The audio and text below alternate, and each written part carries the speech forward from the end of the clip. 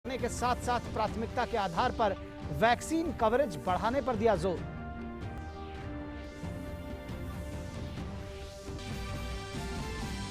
अमेरिकी राष्ट्रपति Joe Biden ने अफगानों से अपना भविष्य तय करने का किया आह्वान। बाइडेन ने अफगानिस्तान के राष्ट्रपति अशरफ गनी और अब्दुल्ला से की मुलाकात। कहा, अफगानिस्तान के लिए अमेरिकी समर्थन रहेगा जारी।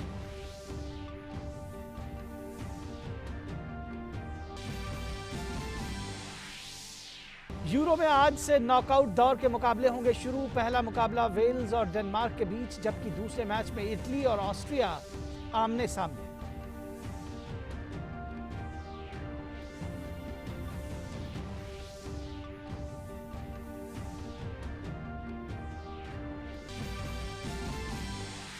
और नशीली दवाओं के दुरुपयोग और अवैध तस्करी के खिलाफ अंतर्राष्ट्रीय नशा निरोधक दिवस आज। प्रधानमंत्री ने समाज में नशा मुक्ति के लिए लगातार प्रयास कर रहे लोगों की सराहना की। कहा, नशा अपने साथ अंधकार, विनाश और तबाही लेकर आता है। और प्रधानमंत्री के मन की बात के कार्यक्रम को आप कल सुन सकते हैं। प्रधानमंत्री नरेंद्र मोदी ने आज वीडियो कॉन्फ्रेंसिंग के जरिए अयोध्या के विकास योजना पर समीक्षा बैठक की अध्यक्षता की। बैठक में उत्तर प्रदेश के सीएम योगी आदित्यनाथ भी मौजूद रहे। इस बैठक में अयोध्या के विकास से जुड़े तमाम अधिकारी भी मौजूद रहे। इस बैठक में अयोध्या के नए मास्टर प्लान पर चर्चा हुई। प्रधानमंत्री के समक्ष अयोध्या विजन 2051 के दस्तावेज का प्रस्तुतिकरण किया गया।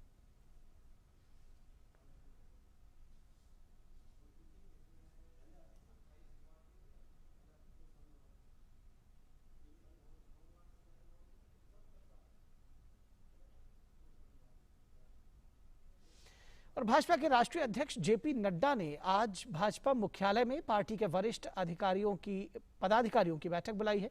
इस बैठक में गृह मंत्री अमित शाह भी शामिल हैं। बैठक में बीजेपी के राष्ट्रीय महासचिव और उपाध्यक्ष समेत कई वरिष्ठ पदाधिकारी मौजूद हैं। बैठक में आने वाले विधानसभा चुनावों को लेकर रणनीति तैयार की जाएगी और कोविड काल के दौरान किए गए पार्टी की तरफ से कार्यों की समीक्षा की जाएगी।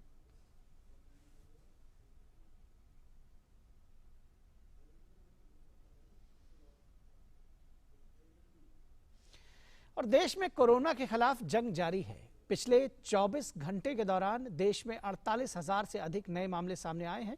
सक्रिय मामलों की संख्या घटकर 5,95,565 रह गई है। वहीं 64,818 मरीजों के स्वस्थ होने के साथ ही ठीक होने वालों की संख्या बढ़कर 2,91,93,000 से अधिक हो गई है, जिसके बाद देश में रिकवरी रेट बढ़कर 96.72% हो गया है। साप्ताहिक पॉजिटिविटी रेट वर्तमान में 2.97% दर्ज किया गया है, जबकि दैनिक पॉजिटिविटी रेट 2.79% है, जो लगातार 19 दिनों से 5% से कम बना हुआ है। देश में लगातार 44वें दिन नए मामलों की तुलना में स्वस्थ होने वालों की संख्या ज्यादा है। वहीं देश में कोरोना की जांच की क्षमता में काफी वृद्धि हुई है। अब तक 40 करोड़ 18 लाख सैंपल्स की पूरे देश भर में जांच हुई है।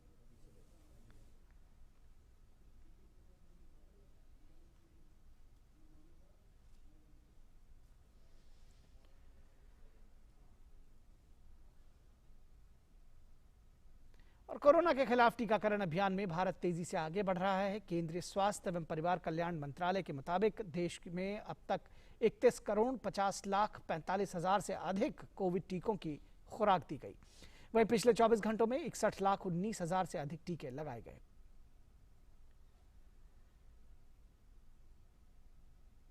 देश में कोरोना वायरस के डेल्टा प्लस वेरिएंट को फैलने से रोकने के लिए केंद्रीय स्वास्थ्य सचिव राजेश भूषण ने तमिलनाडु, गुजरात, आंध्र प्रदेश, राजस्थान, कर्नाटक, पंजाब, जम्मू कश्मीर और हरियाणा के मुख्य सचिवों को पत्र लिखकर डेल्टा प्लस वेरिएंट के प्रसार को रोकने के उपायों को बढ़ाने का निर्देश दिया है। स्वास्थ्य सचिव ने इन राज्यों से प्रभावित जिलों और समूहों में तत्काल रोकथाम के उपाय करने के निर्देश दिए, जिसमें भीड़ को रोकने सहित लोगों को आपस में मिलने, व्यापक परीक्षण, शीघ्र जांच सहित प्राथमिकता के आधार पर टीकाकरण शामिल है। सचिव ने उन्हें यह सुनिश्चित करने के लिए कहा कि पॉजिटिव मरीजों के पर्याप्त नमूने तुरंत निर्दिष्ट प्रयोगशालाओं में भेजे जाएं, जिससे नैदानिक महामारी विज्ञान संबंधी सच्चाई जानी जा सके।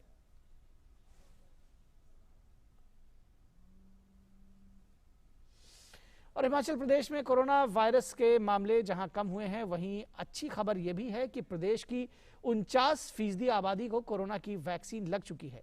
कोविड टीकाकरण अभियान में हिमाचल प्रदेश देश में अव्वल रहा है। लाहौल स्पीति में 100% टीकाकरण का लक्ष्य पूरा किया गया है। संभवतः यह देश का पहला जिला होगा जहां सभी पात्र व्यक्तियों का टीकाकरण हुआ है।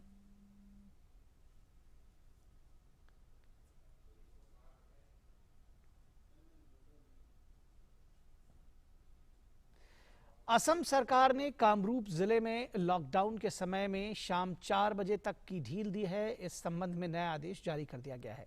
हालांकि गोलाघाट जिले के गोवालपाड़ा, विश्वनाथ, मोरीगांव और बोकाकहाट सब डिविजन्स में सोमवार से सप्ताह भर का पूरा लॉकडाउन रहेगा। राज्य के स्वास्थ्य मंत्री केशव महंता ने बताया है कि कामरूप जिले में दुकानें अब दिन में 1 बजे के बजाय 3 बजे तक खुली रहेंगी, जबकि गोलाघाट जिले के ग्वालपाड़ा, विश्वनाथ, मोरीगांव और बोकाकहाट सब डिवीजन सप्ताह भर के लिए कंटेनमेंट जोन की श्रेणी में ही रहेंगे। इस बीच राज्य में 247 और इलाकों को कंटेनमेंट जोन की श्रेणी में शामिल किया गया है। केरल में कोरोना के बढ़ते मामलों पर अंकुश लगाने के लिए वीकेंड लॉकडाउन लागू है। लॉकडाउन के दौरान आवश्यक और आपातकालीन सेवाओं को कार्य करने की अनुमति दी गई है।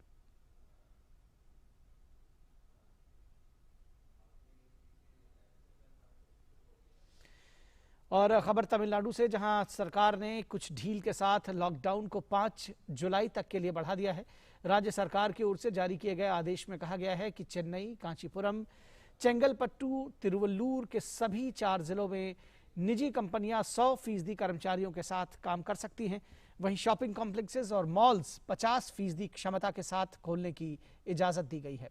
सरकार ने निजी परिवहन को 50% यात्रियों के साथ फिर से शुरू करने की अनुमति दी है, जबकि मेट्रो रेल सेवाओं को भी 50% यात्रियों के साथ फिर से शुरू किया जाएगा। बस मालिकों को केवल 50% सीटें भरने की अनुमति दी गई है।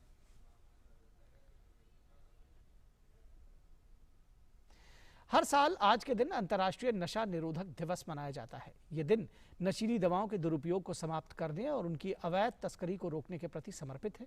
इस मौके पर प्रधानमंत्री नरेंद्र मोदी ने नशा मुक्ति के लिए लगातार प्रयास कर रहे लोगों की सराहना की।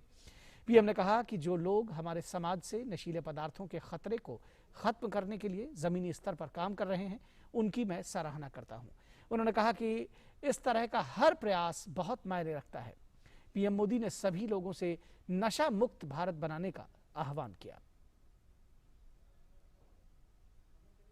मैं जानता हूं ड्रग्स 3 बातों को लाता है और मैं उसको कहूंगा, एक बुराइयों वाला ही 3D है। मनोरंजन के 3D की मैं बात नहीं कर रहा हूं। एक D है डार्कनेस, दूसरा D है डिस्ट्रक्शन और तीसरा D है डिवास्टेशन। नशा अंधेरी गली में ले जाता है, विनाश के मोड़ पे आकर खड़ा कर देता है और बर्बादी का मंजर, इसके सिवाय आपके नसीब में कुछ नहीं होता है। खबर महाराष्ट्र से, जहां के पूर्व गृह मंत्री अनिल देशमुख की मुश्किलें बढ़ती नजर आ रही हैं। धन शोधन मामले में शुक्रवार को उनके और उनके करीबियों के विभिन्न ठिकानों पर दिन भर चली छापेमारी के बाद प्रवर्तन निदेशालय ने आज उन्हें एजेंसी के समक्ष पेश होने के लिए कहा है। लेकिन अनिल देशमुख के वकील ने कहा है कि अनिल देशमुख आज पूछताछ के लिए नहीं आएंगे, क्योंकि ईडी को केस के बारे में जो जानकारी चाहिए थी वो दस्तावेज अभी तक नहीं दी गई है। वहीं दूसरी ओर बीती रात एजेंसी ने अनिल देशमुख के निजी सचिव संजीव पलांडे और निजी सहायक कुंदन शिंदे को भी अपनी हिरासत में ले लिया है। एजेंसी आज इन्हें न्यायालय में पेश कर सकती है। एजेंसी से जुड़े सूत्र बताते हैं कि छापेमारी के दौरान देशमुख के बेटे और उनकी पत्नी से भी शुक्रवार को पूछताछ की गई और उन लोगों के जवाब में से एजेंसी संतुष्ट नहीं है। अनिल देशमुख को इससे पहले भी केंद्रीय अन्वेषण ब्यूरो पूछताछ के लिए बुला चुकी है। हालांकि देशमुख सीबीआई के एफआईआर के खिलाफ मुंबई उच्च न्यायालय में अपील कर चुके हैं और इस मामले पर फैसला न्यायालय ने सुरक्षित रख लिया है। गौरतलब है कि केंद्रीय अन्वेषण ब्यूरो जहां देशमुख के खिलाफ भ्रष्टाचार से जुड़े मामले की जांच कर रहा है, वहीं प्रवर्तन निदेशालय उनके और उनके परिवार से जुड़े धन शोधन मामले की जांच कर रहा है। और विदेश मंत्री एस जयशंकर ग्रीस की 2 दिवसीय यात्रा पर ग्रीस पहुंच गए हैं। जहां एस जयशंकर उनके समकक्ष निकोस डेंडियास ने उनका स्वागत किया। विदेश मंत्री ग्रीस की अपनी यात्रा के दौरान द्विपक्षीय संबंधों के विभिन्न आयामों पर चर्चा करेंगे। इसके बाद विदेश मंत्री G20 मंत्री स्तरीय बैठक में भाग लेने के लिए इटली भी जाएंगे।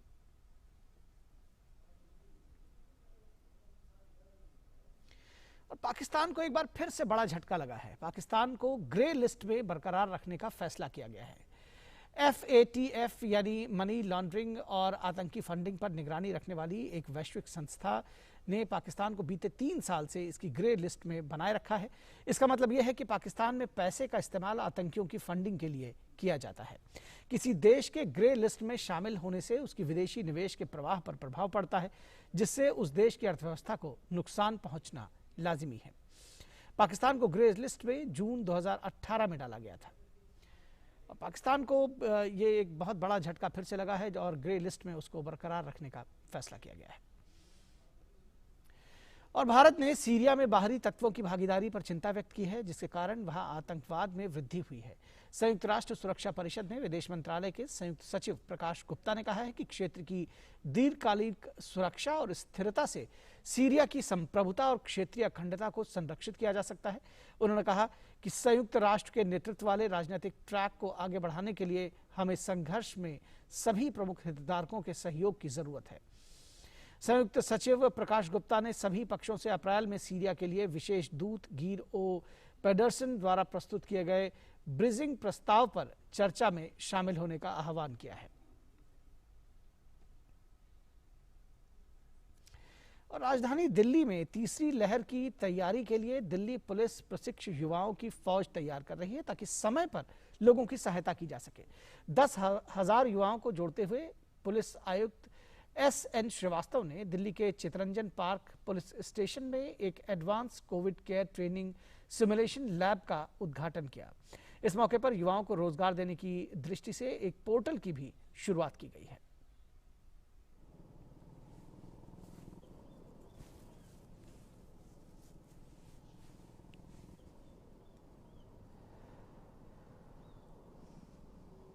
हेल्थ केयर में जिसकी आजकल बहुत आवश्यकता हो गई है, उसमें जो यंग लड़के हैं उनको ट्रेनिंग दी जाए और ताकि वो तैयार हो जाएं और अगला जब ज़रूरत पड़ेगा तो उसमें वो ड्यूटी दे सकते हैं। और महाराष्ट्र में मुंबई पुणे रूट पर आज से यात्रियों का सफर और सुहाना होने जा रहा है। यहां पहली बार डेक्कन एक्सप्रेस में विस्टाडोम कोच चलाया जा रहा है, जिसमें यात्री प्रकृति के सुंदर नज़ारों का आनंद लेते हुए सफर कर सकते हैं। इस ट्रेन में सफर करना लोगों के लिए एक यादगार लम्हा साबित होगा। बड़ी खिड़कियों और शीशे वाली छत से प्रकृति को निहारना एक अलग ही अनुभव होगा। इस कोच को खास डिजाइन किया गया है, जिसमें कुर्सियां 180 डिग्री तक घूम सकती हैं।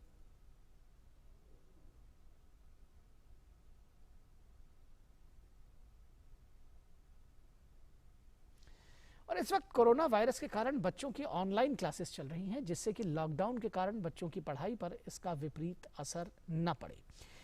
इसी के साथ ही बच्चों को भी ऑनलाइन क्लासेस में मजा आने लगा है। उन्हें टीचर्स के द्वारा दिए गए प्रोजेक्ट्स दिए जा रहे हैं और उसके साथ ही उन्हें रचनात्मक कार्यों से भी जोड़ा जा रहा है। लेकिन इसके विपरीत परिणाम भी देखने को मिल रहे हैं। देखिए ये खास रिपोर्ट। हर चीज के दो पहलू होते हैं। ये ऑनलाइन क्लासेस जहां बच्चों के लिए फायदेमंद साबित हो रही है, वहीं इसके कुछ नुकसान भी सामने आ रहे हैं। बच्चों को कोचिंग के लिए नहीं जाना पड़ रहा है एवं आने जाने का समय बच रहा है। ऑनलाइन क्लासेस में टीचर्स के साथ इंटरेक्ट नहीं कर पा रहे हैं। बच्चे घर में स्कूल जैसा वातावरण नहीं मिलने से स्ट्रेस में हैं। अच्छी चल रही है, लेकिन इतना मजा नहीं आता जितना हमें स्कूल में पढ़ने में मजा आता था। बहुत बहुत बहुत बहुत मजा आता था स्कूल में और बहुत ज्यादा मिस भी करती हूँ। मैं अपने दोस्तों को मिस कर रहा हूँ। मेरे को स्कूल में बहुत मजा आता था खेलने में। जब हमारे first time online classes start हुई थी, हमें बहुत सारी प्रॉब्लम फेस करनी पड़ी, जैसे टीचर के नेटवर्क में प्रॉब्लम, हमारे नेटवर्क में प्रॉब्लम, टीचर की आवाज़ नहीं आ रही, टीचर को हमारी आवाज़ नहीं आ रही। ऑनलाइन क्लास करने में मुझे बहुत दिक्कत होती है और क्या है कि यहाँ पे नेटवर्क कभी चल जाता, कभी ये चल जाता, इंटरनेट चल जाता, कभी ये चल जाता। घर में क्लास करना पड़ता है।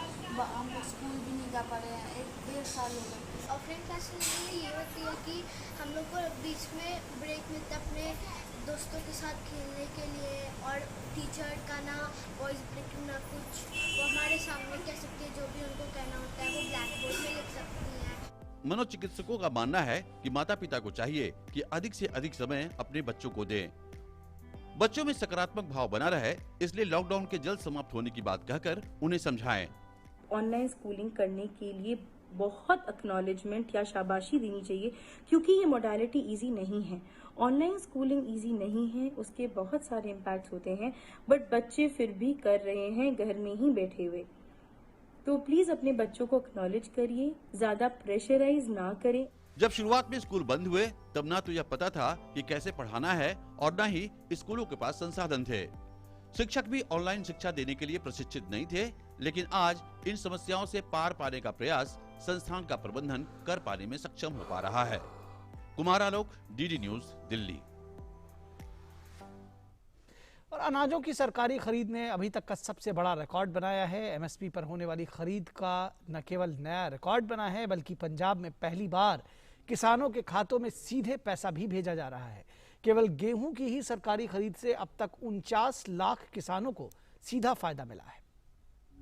किसानों के कल्याण और उनकी आय को दोगुना बढ़ाने के लिए सरकार लगातार प्रयासरत है। इसके लिए एक के बाद एक कदम भी उठाए जा रहे हैं। इसके परिणाम भी दिखने लगे हैं। इस बीच एक साल में अनाज की सरकारी खरीद ने रिकॉर्ड दर्ज किया है। इसका मतलब है कि न्यूनतम समर्थन मूल्य पर खाद्यान्नों की एक साल के अंदर सबसे अधिक खरीद हुई है। पहली बार ऐसा भी हुआ है कि पंजाब जैसे राज्य में किसानों के बैंक खाते में सीधे पैसे पहुंच रहे हैं। इस साल अभी तक खाद्यान्न की कुल 2,25,000 करोड़ रुपए की सरकारी खरीद की जा चुकी है, जो अभी तक का सबसे बड़ा आंकड़ा है। हम लोग इस साल करीब 2,25,000 करोड़ का अनाज का खरीदारी हम कर चुके हैं, और ये रिकॉर्ड है, हाईएस्ट एवर है। इस साल जो हमारी गेहूं की खरीद होने वाली है वो इतनी ज़्यादा कभी नहीं हुई है।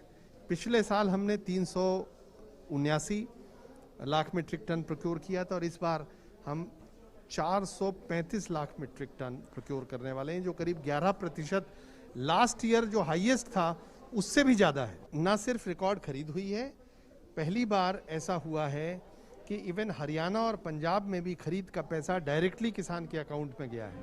वर्ष 2021-22 में 22 जून तक के आंकड़ों के मुताबिक 432.19 लाख मीट्रिक टन गेहूं की सरकारी खरीद की गई है, जो कि अभी तक की सबसे ज्यादा है। जबकि वर्ष 2020-21 में 389.92 लाख मीट्रिक टन ही खरीद हुई थी।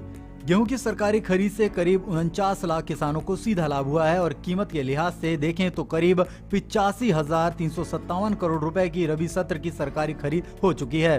आज जिस प्रकार खाद्यान्न का प्रोडक्शन ये पूरे इंडिया में रिकॉर्ड हाई पे है, और केवल प्रोडक्शन ही नहीं, बढ़े हुए एमएसपी पर उसकी खरीदारी यह भी रिकॉर्ड हाई पे है। और पंजाब और हरियाणा दोनों राज्यों से जिस प्रकार से सर्वाधिक प्रोक्योरमेंट किया गया है, यह भारतीय जनता पार्टी की जो सरकार है केंद्र में, उसके नियत को स्पष्ट रूप से दिखाती है कि ये किसान के साथ खड़े होने वाली सरकार है। इन आंकड़ों ने मोदी सरकार की इस बात को और पुख्ता किया है कि एमएसपी पर सरकारी खरीद होती रहेगी। कोरोना काल में अनाजों की अधिक खरीद से किसानों को सीधी राहत मिली है, और हमारा खाद्यान्न उत्पादन भी अच्छा रहने की उम्मीद है। शैलेंद्र मिश्र की report, DD news, Delhi.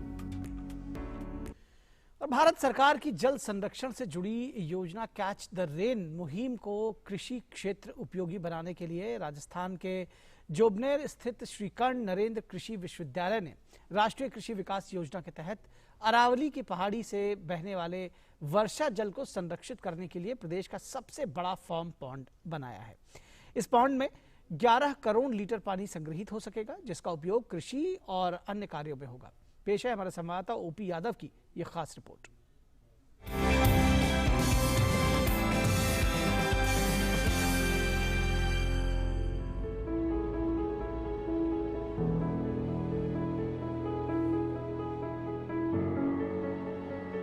Monsoon के आगाज के साथ ही केंद्र सरकार की राष्ट्रव्यापी जल संरक्षण की मुहिम में भारतीय कृषि अनुसंधान परिषद के साथ देश के सभी कृषि विश्वविद्यालय अपनी भूमिका निभा रहे हैं। इसी क्रम में भारत सरकार की राष्ट्रीय कृषि विकास योजना के तहत राजस्थान के जयपुर ग्रामीण के जोबनेर कस्बे में स्थित श्री कर्ण नरेंद्र कृषि विश्वविद्यालय ने अरावली की पहाड़ी से बहने वाले वर्षा जल को संरक्षित करने के लिए कैच द रेन कैंपेन चलाया है। अभियान के तहत 50 लाख रुपयों की लागत से तकरीबन 11 करोड़ लीटर जल भराव क्षमता का एक फार्म पॉन्ड बनाया है। विश्वविद्यालय में कृषि शोध परियोजनाओं व अन्य कार्यों के लिए अब जलापूर्ति यहीं से होगी। RKY में हमें भी पैसा दिया गया कैच द रेन, जो एक गवर्नमेंट ऑफ इंडिया का स्लोगन है। विश्वविद्यालय को प्रतिदिन 2 से 3 लाख लीटर पानी की जरूरत पड़ती है। वो उसमें हमारे जो रेजिडेंट्स की उनकी रिक्वायरमेंट है, हमारे फील्ड जो एक्सपेरिमेंट उसकी रिक्वायरमेंट है। तो अगर इस तरह से देखें कि अगर हमारे पीछे जो पौंड हम जलाशय बनाने जा रहे हैं 11 करोड़ लीटर का, तो अगर ये भर जाता है तो इसमें हम 2 से 3 साल जो पानी की जो हमारे कैंपस की आवश्यकता है हम 1 पौंड से पूरा कर पाएंगे। इस कच्चे फार्म पॉन्ड को प्लास्टिक लाइनिंग करके तैयार किया गया है। पॉन्ड का धरातल 135 मीटर लंबा, 90 मीटर चौड़ा और 12 मीटर गहरा है। विश्वविद्यालय के अनुसार संभवतः ये राजस्थान का सबसे बड़ा जल संरक्षण फार्म पॉन्ड है। इस पॉन्ड का जो आकार प्रकार है वो इतना बड़ा है कि 135 मीटर लंबा है और 90 मीटर चौड़ा है और 12 मीटर गहरा है। यानी कि ये अगर लबालब भरे तो इसमें करीब 11 करोड़ लीटर पानी आ सकता है और संभवतः ये राजस्थान के सबसे बड़ी वाटर हार्वेस्टिंग स्ट्रक्चर है। इस फार्म पॉन्ड से SKN कृषि विश्वविद्यालय में चल रही शोध परियोजनाओं के साथ फसल सिंचाई, बीज उत्पादन, बागवानी, वृक्षारोपण और मछली पालन जैसे अन्य कार्यों में जलापूर्ति सुनिश्चित होगी। हमने ये बड़ा पॉन्ड जो बनाया है उसके अंदर जो पानी का संरक्षण होगा, उसके बाद में हम इस सारे क्षेत्र के अंदर सभी तरीके के कृषि कार्यों के लिए पानी पर्याप्त मात्रा में उपलब्ध होगा, जिसमें हम जो है हरे चारे की फसलें आसानी से ले सकेंगे। निश्चित तौर पर कृषि विश्वविद्यालय के कुलपति प्रोफेसर JS संधू की इस पहल से न केवल भारत सरकार की कैच द रेन मुहिम को बढ़ावा मिल रहा है, बल्कि मरु प्रदेश के किसानों को कृषि सिंचाई के लिए वर्षा जल के संरक्षण की प्रेरणा भी मिल रही है। जल है तो कल है, इसी थीम को लेकर प्रधानमंत्री नरेंद्र मोदी लगातार प्रयास करते रहते हैं और ऐसा ही एक उदाहरण हमने देखा राजस्थान के जयपुर ग्रामीण में स्थित श्री कर्ण नरेंद्र कृषि विश्वविद्यालय जोबनेर में। मेरे पीछे आप जो देख रहे हैं यह है ज्वाला सागर पॉन्ड और पीछे जो पहाड़ी है उससे जो वेस्टेज वाटर होता है वो बहकर यहाँ आता है और तकरीबन 11 करोड़ लीटर पानी इस पौंड में समाहित होगा। इस पानी का सदुपयोग यहाँ पे जो कृषि अनुसंधान कार्य है उनमें होगा और फार्म पर जो कई तरह के कृषि कार्यों के साथ साथ जो फसलें उगाई जाती है उनकी सिंचाई में उपयोग होगा। निश्चित तौर पर इस तरह की पहल से न केवल जल संरक्षण की जो गति है वो आगे बढ़ेगी, बल्कि प्रधानमंत्री नरेंद्र मोदी के जल है तो कल के सपने को साकार करने में महत्वपूर्ण मदद भी मिलेगी। जोबनेर से मैं OP यादव, DD न्यूज के लिए।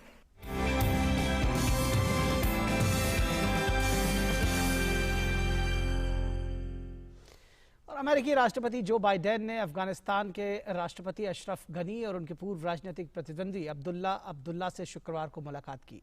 20 सालों के युद्ध के बाद अमेरिकी सैन्य बलों की वापसी का रास्ता खुलते देखकर अमेरिका ने खुलकर अफगानिस्तान सरकार का साथ देते हुए विद्रोही संगठन तालिबान से बातचीत जारी रखने की भरपूर कोशिश जारी की है। बाइडेन, गनी और अब्दुल्ला अब्दुल्ला के बीच ये पहली मुलाकात थी। काबुल में अमेरिकी राजदूत रोनाल्ड न्यूमैन ने ये बताया कि गनी को आमंत्रित करने का अर्थ ये है कि अमेरिका अभी भी उनकी मदद करने को तत्पर है।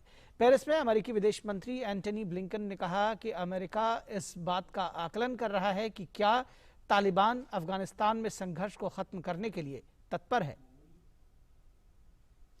और खबर फुटबॉल के मैदान से। यूरो में आज से नॉकआउट के मुकाबले शुरू होंगे। पहला मुकाबला वेल्स और डेनमार्क के बीच खेला जाएगा। वेल्स को अपना पहला मैच स्विट्जरलैंड में ड्रॉ खेलना पड़ा, जबकि तुर्की को उन्होंने 2-0 से हराने में कामयाबी पाई। हालांकि इटली से टीम को हार का सामना करना पड़ा। वहीं डेनमार्क को अपने पहले 2 ग्रुप मैचेस में हार का सामना करना पड़ा, लेकिन टीम ने इसके बाद बाउंस बैक किया और रूस को 4-1 से हराया। वहीं रात 12:30 बजे इटली और ऑस्ट्रिया की टीमें वेम्बली में भिड़ेंगी। दोनों टीमों की तुलना करें तो इटली की टीम काफ़ी मजबूत नजर आती है। टीम में युवा खिलाड़ी शामिल हैं और ऑस्ट्रिया के खिलाफ इनका रिकॉर्ड भी बेहतर है।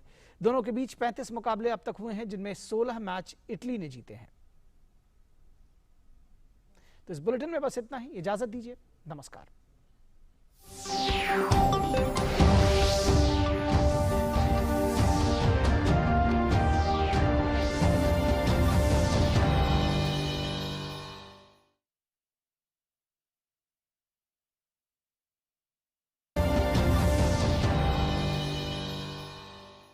चलो चलो चलो टेक अ ब्रेक, चलो वहाँ हर बाइट में रियल मिल्क है जहाँ। चलो चलो चलो let's all go for an Amul ice cream. चलो चलो चलो मन किया कुल्फी खाना है, दिल को जो बहलाना है।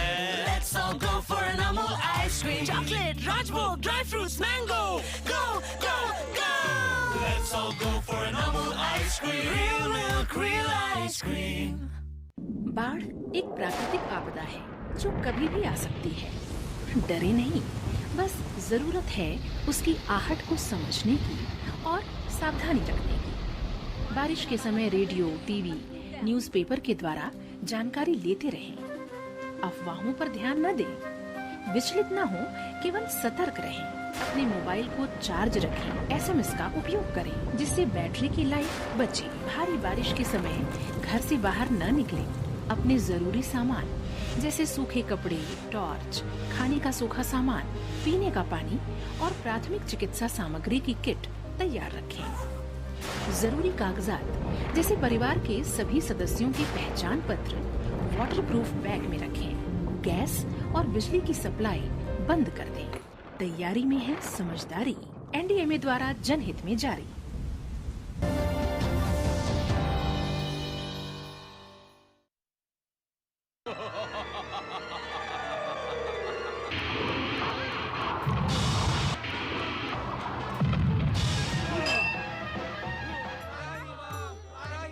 हमारा यहाँ प्रकट होना ही इस बात का प्रमाण है कि दुष्ट को उसकी दुष्टता का दंड अवश्य दिया जाएगा।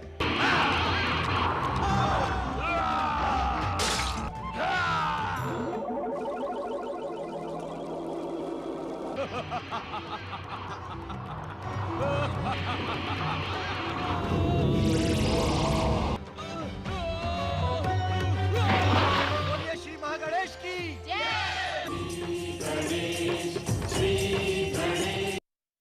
Have we decoded dread of virus, the speed at which it is going to now escalate, multiply? Are we now under control? Do we know what we are dealing with COVID-19 now? We should be actually anticipating in a way that third wave will come. The question to us, and you rightly asked, what will it take us that we do not have a resurgence? Has this actually served as a wake-up call finally? Virus will mutate. We need every citizen of India to fight honestly. Don't put everything on government. You make the country.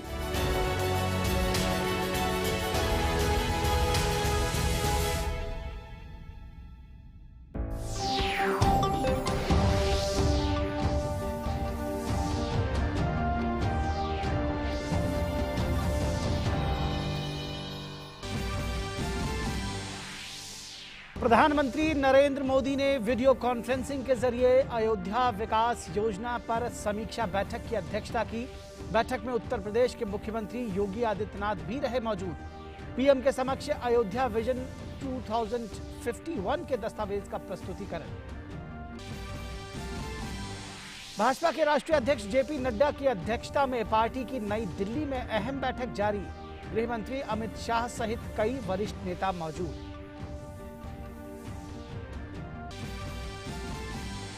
देश में corona की रफ्तार में लगातार गिरावट जारी। देश में कोविड टीके की 31 करोड़ 50 लाख से अधिक दी गई खुराक। सक्रिय मामले घटकर 5,95,000 हुए। रिकवरी दर बढ़कर हुई 96.72%।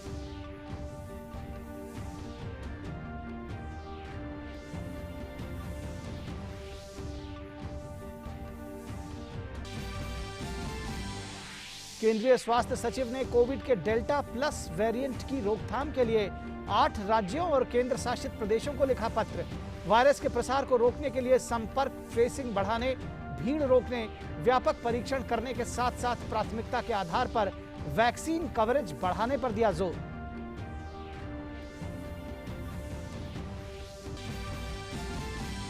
अमेरिकी राष्ट्रपति जो बाइडेन ने अफगानों से अपना भविष्य तय करने का किया आह्वान। बाइडेन ने अफगानिस्तान के राष्ट्रपति अशरफ गनी और अब्दुल्ला से की मुलाकात। कहा, अफगानिस्तान के लिए अमेरिकी समर्थन रहेगा जारी।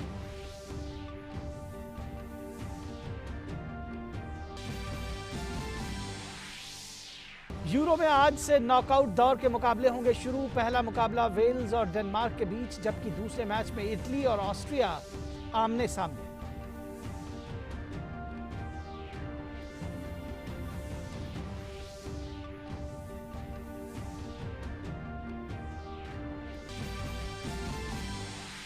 और नशीली दवाओं के दुरुपयोग और अवैध तस्करी के खिलाफ अंतर्राष्ट्रीय नशा निरोधक दिवस आज।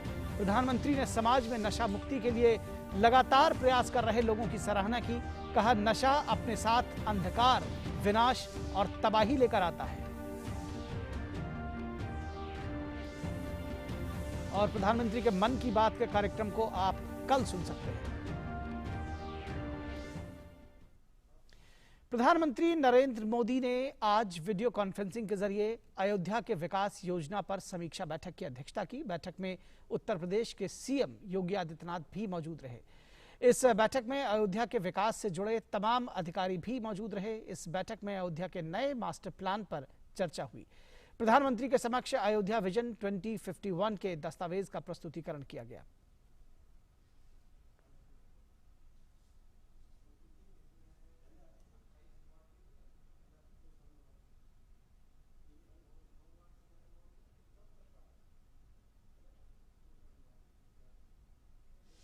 और भाजपा के राष्ट्रीय अध्यक्ष जेपी नड्डा ने आज भाजपा मुख्यालय में पार्टी के वरिष्ठ पदाधिकारियों की बैठक बुलाई है।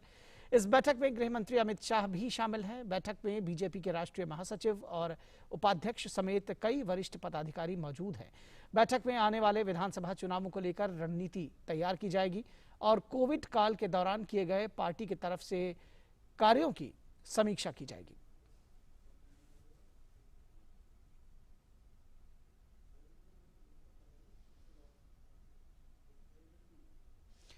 और देश में कोरोना के खिलाफ जंग जारी है। पिछले 24 घंटे के दौरान देश में 48,000 से अधिक नए मामले सामने आए हैं। सक्रिय मामलों की संख्या घटकर 5,95,565 रह गई है।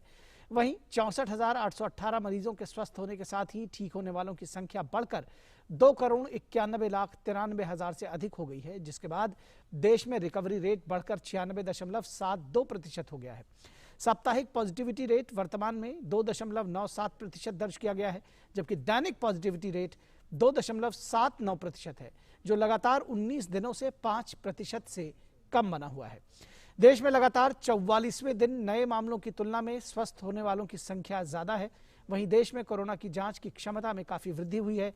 अब तक 40 करोड़ 18 लाख सैंपल्स की पूरे देश भर में जांच हुई है।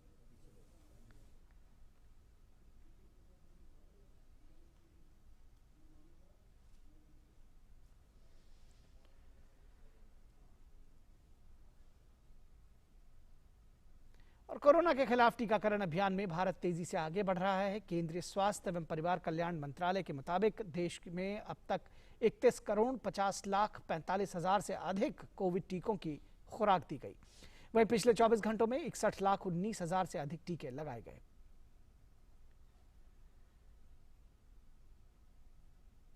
देश में कोरोना वायरस के डेल्टा प्लस वेरिएंट को फैलने से रोकने के लिए केंद्रीय स्वास्थ्य सचिव राजेश भूषण ने तमिलनाडु, गुजरात, आंध्र प्रदेश, राजस्थान, कर्नाटक, पंजाब, जम्मू कश्मीर और हरियाणा के मुख्य सचिवों को पत्र लिखकर डेल्टा प्लस वेरिएंट के प्रसार को रोकने के उपायों को बढ़ाने का निर्देश दिया है। स्वास्थ्य सचिव ने इन राज्यों से प्रभावित जिलों और समूहों में तत्काल रोकथाम के उपाय करने के निर्देश दिए, जिसमें भीड़ को रोकने सहित लोगों को आपस में मिलने, व्यापक परीक्षण, शीघ्र जांच सहित प्राथमिकता के आधार पर टीकाकरण शामिल है। सचिव ने उन्हें यह सुनिश्चित करने के लिए कहा कि पॉजिटिव मरीजों के पर्याप्त नमूने तुरंत निर्दिष्ट प्रयोगशालाओं में भेजे जाएं, जिससे नैदानिक महामारी विज्ञान संबंधी सच्चाई जानी जा सके।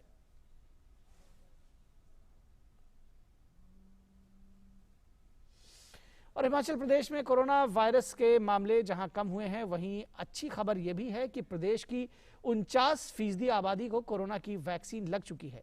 कोविड टीकाकरण अभियान में हिमाचल प्रदेश देश में अव्वल रहा है। लाहौल स्पीति में 100% टीकाकरण का लक्ष्य पूरा किया गया है। संभवतः यह देश का पहला जिला होगा जहां सभी पात्र व्यक्तियों का टीकाकरण हुआ है।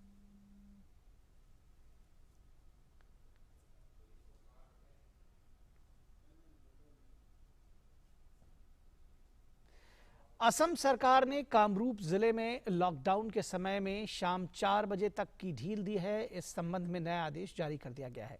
हालांकि गोलाघाट जिले के गोवालपाड़ा, विश्वनाथ, मोरीगांव और बोकाकहाट सब डिविजन्स में सोमवार से सप्ताह भर का पूरा लॉकडाउन रहेगा। राज्य के स्वास्थ्य मंत्री केशव महंता ने बताया है कि कामरूप जिले में दुकानें अब दिन में 1 बजे के बजाय 3 बजे तक खुली रहेंगी, जबकि गोलाघाट जिले के ग्वालपाड़ा, विश्वनाथ, मोरीगांव और बोकाकहाट सब डिवीजन सप्ताह भर के लिए कंटेनमेंट जोन की श्रेणी में ही रहेंगे। इस बीच राज्य में 247 और इलाकों को कंटेनमेंट जोन की श्रेणी में शामिल किया गया है। केरल में कोरोना के बढ़ते मामलों पर अंकुश लगाने के लिए वीकेंड लॉकडाउन लागू है।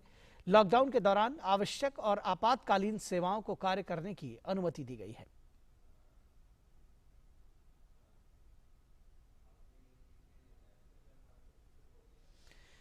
और खबर तमिलनाडु से, जहां सरकार ने कुछ ढील के साथ लॉकडाउन को 5 जुलाई तक के लिए बढ़ा दिया है।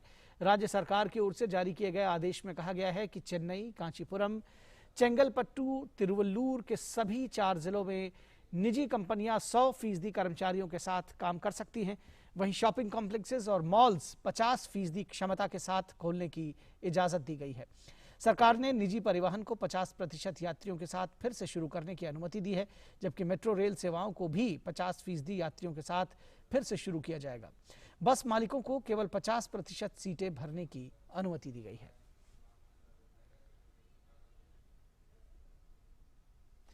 हर साल आज के दिन अंतर्राष्ट्रीय नशा निरोधक दिवस मनाया जाता है। यह दिन नशीली दवाओं के दुरुपयोग को समाप्त करने और उनकी अवैध तस्करी को रोकने के प्रति समर्पित है।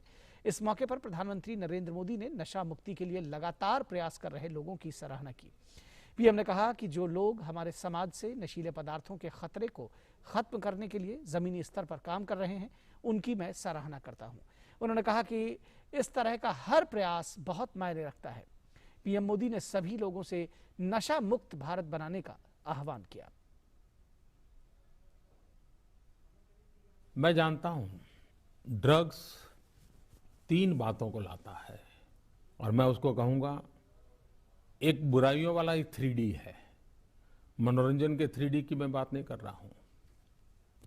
एक D है डार्कनेस, दूसरा D है डिस्ट्रक्शन और तीसरा D है डिवास्टेशन।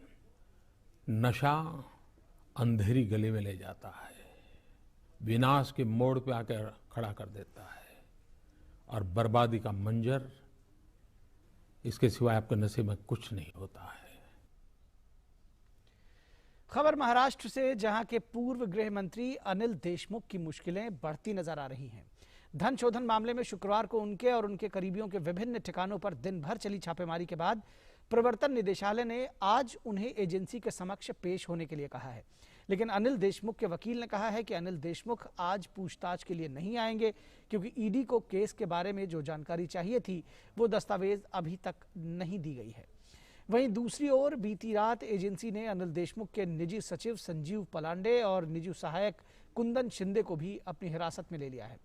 एजेंसी आज इन्हें न्यायालय में पेश कर सकती है। एजेंसी से जुड़े सूत्र बताते हैं कि छापेमारी के दौरान देशमुख के बेटे और उनकी पत्नी से भी शुक्रवार को पूछताछ की गई और उन लोगों के जवाब में से एजेंसी संतुष्ट नहीं है। अनिल देशमुख को इससे पहले भी केंद्रीय अन्वेषण ब्यूरो पूछताछ के लिए बुला चुकी है।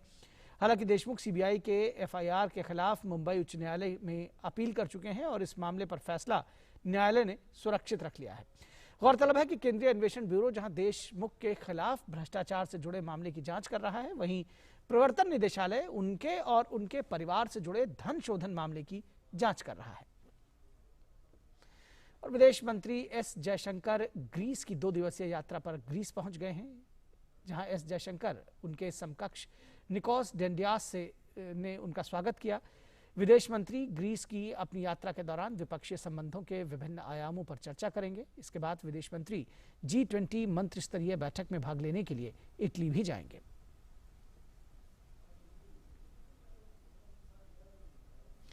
और पाकिस्तान को एक बार फिर से बड़ा झटका लगा है। पाकिस्तान को ग्रे लिस्ट में बरकरार रखने का फैसला किया गया है।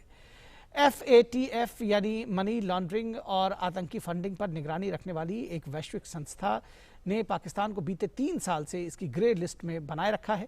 इसका मतलब यह है कि पाकिस्तान में पैसे का इस्तेमाल आतंकियों की फंडिंग के लिए किया जाता है। किसी देश के ग्रे लिस्ट में शामिल होने से उसकी विदेशी निवेश के प्रवाह पर प्रभाव पड़ता है, जिससे उस देश की अर्थव्यवस्था को नुकसान पहुंचना लाजिमी है। पाकिस्तान को ग्रे लिस्ट में जून 2018 में डाला गया था। पाकिस्तान को ये एक बहुत बड़ा झटका फिर से लगा है और ग्रे लिस्ट में उसको बरकरार रखने का फैसला किया गया है। और भारत ने सीरिया में बाहरी तत्वों की भागीदारी पर चिंता व्यक्त की है, जिसके कारण वहां आतंकवाद में वृद्धि हुई है। संयुक्त राष्ट्र सुरक्षा परिषद में विदेश मंत्रालय के संयुक्त सचिव प्रकाश गुप्ता ने कहा है कि क्षेत्र की दीर्घकालिक सुरक्षा और स्थिरता से सीरिया की संप्रभुता और क्षेत्रीय अखंडता को संरक्षित किया जा सकता है। उन्होंने कहा कि संयुक्त राष्ट्र के नेतृत्व वाले राजनीतिक ट्रैक को आगे बढ़ाने के लिए हमें संघर्ष में सभी प्रमुख हितधारकों के सहयोग की जरूरत है। संयुक्त सचिव प्रकाश गुप्ता ने सभी पक्षों से अप्रैल में सीरिया के लिए विशेष दूत गिर ओ पेडरसन द्वारा प्रस्तुत किए गए ब्रिजिंग प्रस्ताव पर चर्चा में शामिल होने का आह्वान किया है। और राजधानी दिल्ली में तीसरी लहर की तैयारी के लिए दिल्ली पुलिस प्रशिक्षु युवाओं की फौज तैयार कर रही है, ताकि समय पर लोगों की सहायता की जा सके।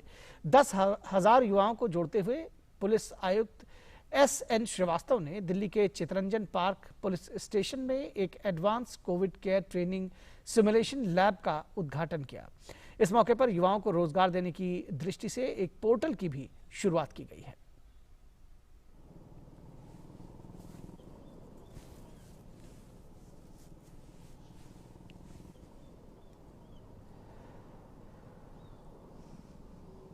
हेल्थ केयर में जिसकी आजकल बहुत आवश्यकता हो गई है, उसमें जो यंग लड़के हैं उनको ट्रेनिंग दी जाए और ताकि वो तैयार हो जाएं और अगला जब ज़रूरत पड़ेगा तो उसमें वो ड्यूटी दे सकते हैं।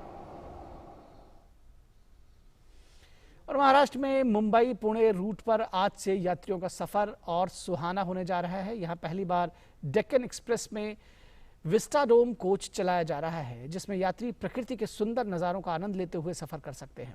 इस ट्रेन में सफर करना लोगों के लिए एक यादगार लम्हा साबित होगा।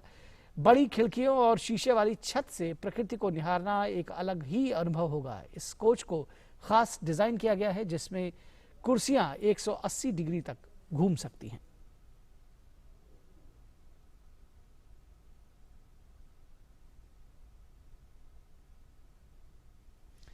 और इस वक्त कोरोना वायरस के कारण बच्चों की ऑनलाइन क्लासेस चल रही हैं, जिससे कि लॉकडाउन के कारण बच्चों की पढ़ाई पर इसका विपरीत असर न पड़े।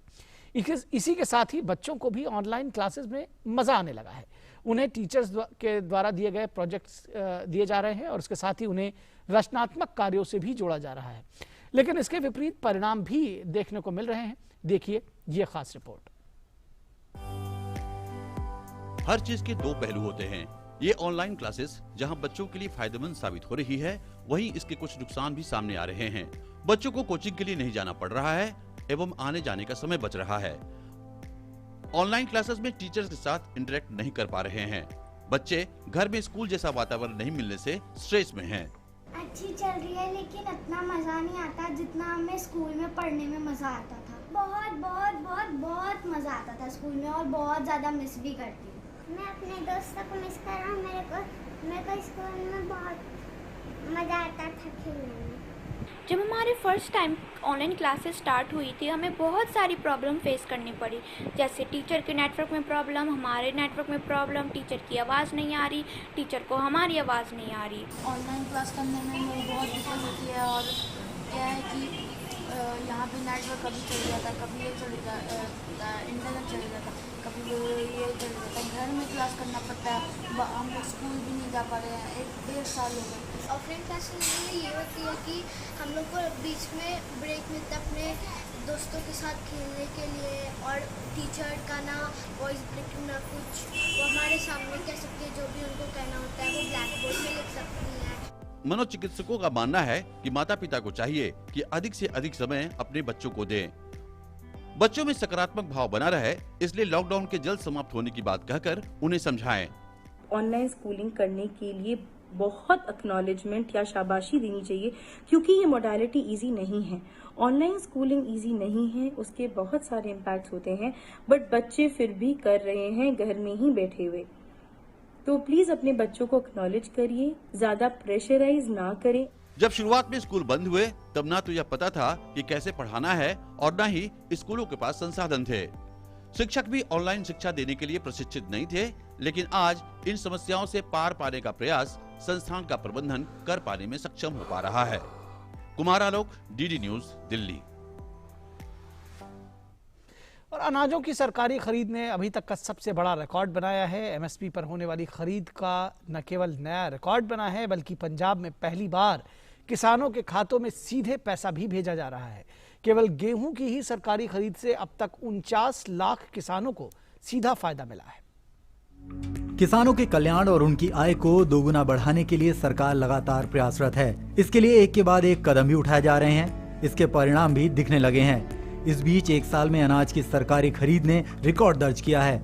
इसका मतलब है कि न्यूनतम समर्थन मूल्य पर खाद्यान्नों की एक साल के अंदर सबसे अधिक खरीद हुई है। पहली बार ऐसा भी हुआ है कि पंजाब जैसे राज्य में किसानों के बैंक खाते में सीधे पैसे पहुंच रहे हैं। इस साल अभी तक खाद्यान्न की कुल 2,25,000 करोड़ रुपए की सरकारी खरीद की जा चुकी है, जो अभी तक का सबसे बड़ा आंकड़ा है। हम लोग इस साल करीब 2,25,000 करोड़ का अनाज का खरीदारी हम कर चुके हैं और ये रिकॉर्ड है, हाईएस्ट एवर है। इस साल जो हमारी गेहूं की खरीद होने वाली है वो इतनी ज़्यादा कभी नहीं हुई है। पिछले साल हमने 379 लाख मीट्रिक टन प्रोक्योर किया था और इस बार हम 435 लाख मीट्रिक टन प्रोक्योर करने वाले हैं, जो करीब 11% लास्ट ईयर जो हाईएस्ट था उससे भी ज़्यादा है। ना सिर्फ रिकॉर्ड खरीद हुई है, पहली बार ऐसा हुआ है कि इवन हरियाणा और पंजाब में भी खरीद का पैसा डायरेक्टली किसान के अकाउंट में गया है। वर्ष 2021-22 में 22 जून तक के आंकड़ों के मुताबिक 432.19 लाख मीट्रिक टन गेहूं की सरकारी खरीद की गई है, जो कि अभी तक की सबसे ज्यादा है। जबकि वर्ष 2020-21 में 389.92 लाख मीट्रिक टन ही खरीद हुई थी। गेहूं की सरकारी खरीद से करीब 49 लाख किसानों को सीधा लाभ हुआ है और कीमत के लिहाज से देखें तो करीब 85,357 करोड़ रुपए की रबी सत्र की सरकारी खरीद हो चुकी है। आज जिस प्रकार खाद्यान्न का प्रोडक्शन ये पूरे इंडिया में रिकॉर्ड हाई पे है, और केवल प्रोडक्शन ही नहीं, बढ़े हुए एमएसपी पर उसकी खरीदारी यह भी रिकॉर्ड हाई पे है। और पंजाब और हरियाणा दोनों राज्यों से जिस प्रकार से सर्वाधिक प्रोक्योरमेंट किया गया है, यह भारतीय जनता पार्टी की जो सरकार है केंद्र में, उसके नियत को स्पष्ट रूप से दिखाती है कि ये किसान के साथ खड़े होने वाली सरकार है। इन आंकड़ों ने मोदी सरकार की इस बात को और पुख्ता किया है कि एमएसपी पर सरकारी खरीद होती रहेगी। कोरोना काल में अनाजों की अधिक खरीद से किसानों को सीधी राहत मिली है और हमारा खाद्यान्न उत्पादन भी अच्छा रहने की उम्मीद है। शैलेंद्र मिश्र की रिपोर्ट, डीडी न्यूज, दिल्ली।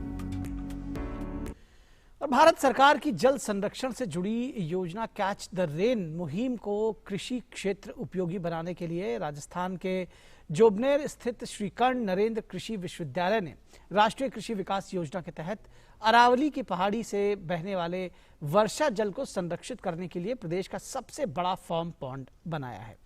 इस पॉन्ड में 11 करोड़ लीटर पानी संग्रहित हो सकेगा, जिसका उपयोग कृषि और अन्य कार्यों में होगा। पेश है हमारे संवाददाता ओपी यादव की ये खास रिपोर्ट।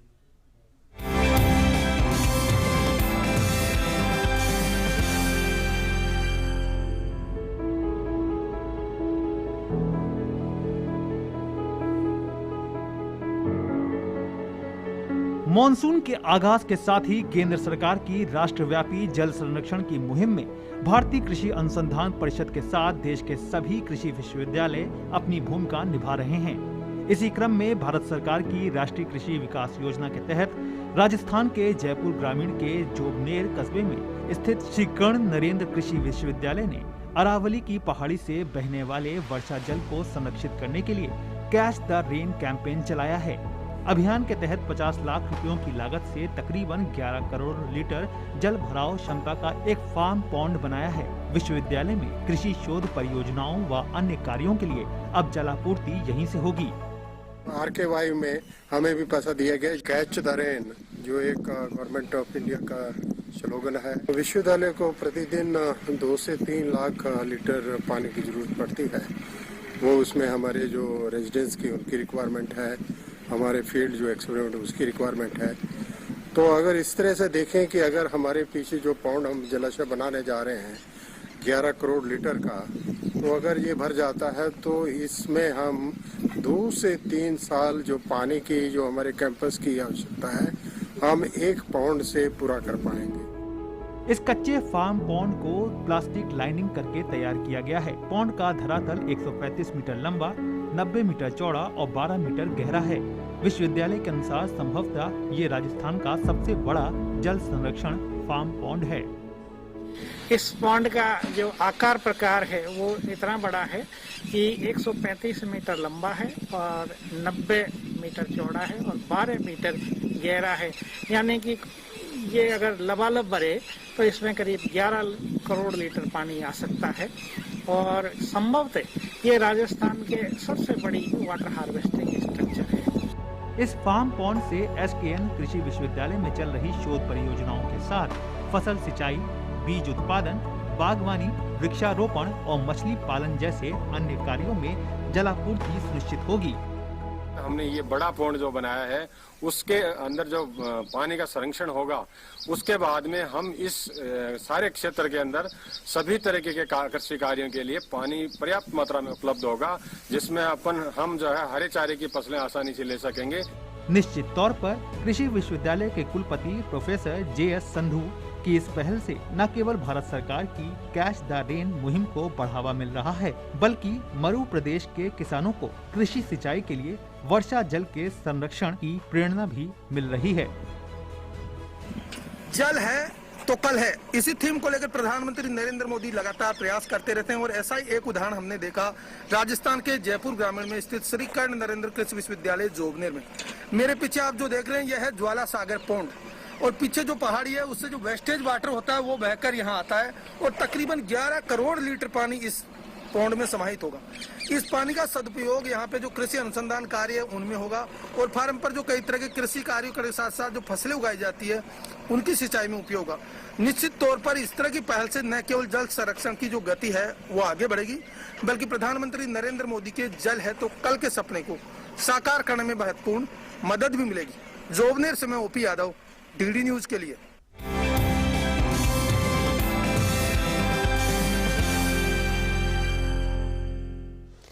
और अमेरिकी राष्ट्रपति जो बाइडेन ने अफगानिस्तान के राष्ट्रपति अशरफ गनी और उनके पूर्व राजनीतिक प्रतिद्वंदी अब्दुल्ला से शुक्रवार को मुलाकात की। 20 सालों के युद्ध के बाद अमेरिकी सैन्य बलों की वापसी का रास्ता खुलते देखकर अमेरिका ने खुलकर अफगानिस्तान सरकार का साथ देते हुए विद्रोही संगठन तालिबान से बातचीत जारी रखने की भरपूर कोशिश जारी की है। बाइडेन, गनी और अब्दुल्ला के बीच ये पहली मुलाकात थी।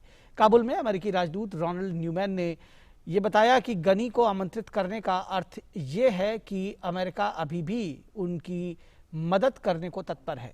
पेरिस में अमेरिकी विदेश मंत्री एंटनी ब्लिंकन ने कहा कि अमेरिका इस बात का आकलन कर रहा है कि क्या तालिबान अफगानिस्तान में संघर्ष को खत्म करने के लिए तत्पर है।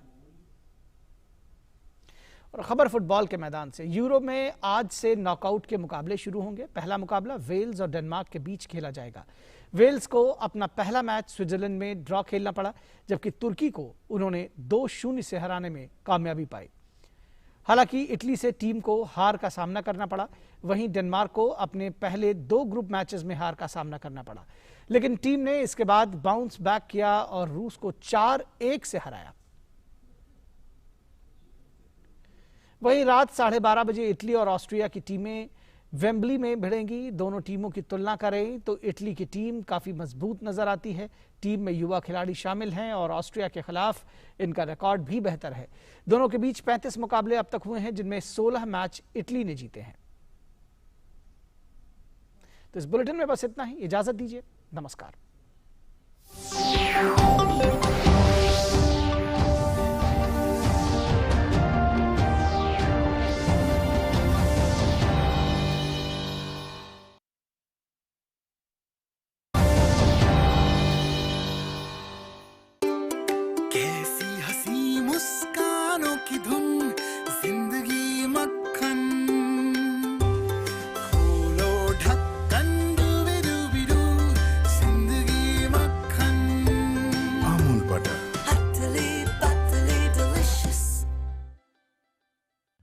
मुंबई, एक व्यक्ति की बारिश में फंसी गाड़ी दम घुटने से हुई मौत। बारिश के समय सड़क पर भरे पानी में न जाएं। आपकी गाड़ी पानी के नीचे न दिखने वाले गड्ढों में फंस सकती है। गाड़ी का इलेक्ट्रॉनिक सिस्टम भी खराब हो सकता है। गाड़ी के खिड़की दरवाजे जाम हो सकते हैं और दम घुटने के कारण आपकी जान भी जा सकती है। बारिश के समय रेडियो और इंटरनेट से मौसम की जानकारी लेते रहें। बचाव के लिए गाड़ी में हथौड़ी आदि रखें। गाड़ी गड्ढों या बहते पानी में न ले जाएं। आधा मीटर ऊंचा पानी भी आपकी गाड़ी बहा कर ले जा सकता है। बरसात के समय बिजली के खंभे के नीचे न रुकें और टूटे हुए बिजली के तारों से सावधान रहें। तैयारी में है समझदारी। एनडीएमए द्वारा जनहित में जारी।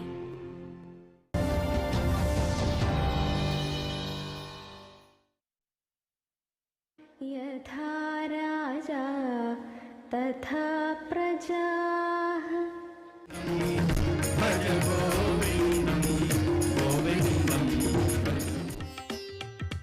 5 आसन पर्याप्त। ताड़ासन जिसमें शरीर को ताना जाता है जी। तिर्यक ताड़ासन जिसमें दाईं और बाईं ओर मोड़ते हैं शरीर को।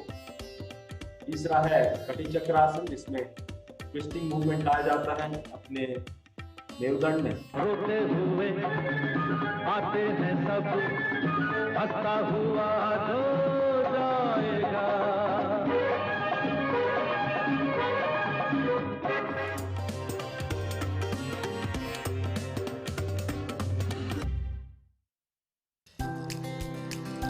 सुधा पटेल जो देख नहीं सकती, लेकिन इसे उन्होंने कभी भी अपनी कमजोरी नहीं बनने दिया। मुझे कुछ भी नामुमकिन नहीं लगता। मुझे पता ही है कि भगवान ने एक चीज नहीं दी, बाकी तो बहुत सारी चीजें दे दी है। दिमाग ठीक दिया है, शरीर ठीक दिया है, आत्मा ठीक दी है, तो मैं बहुत सारे काम उसके जरिए कर सकती हूँ। मेरे सामने तो 8 लोग खड़े थे और मैं जीत गई। तो जिस दिन मैं जीत गई उसी दिन पहले तो कम्युनल राइट्स हो गया। गाँव वालों को लगा ये डिसीजन फास्ट ले सकती है, गांव के किसी भी प्रॉब्लम को सॉल्व करने की क्षमता रखती है।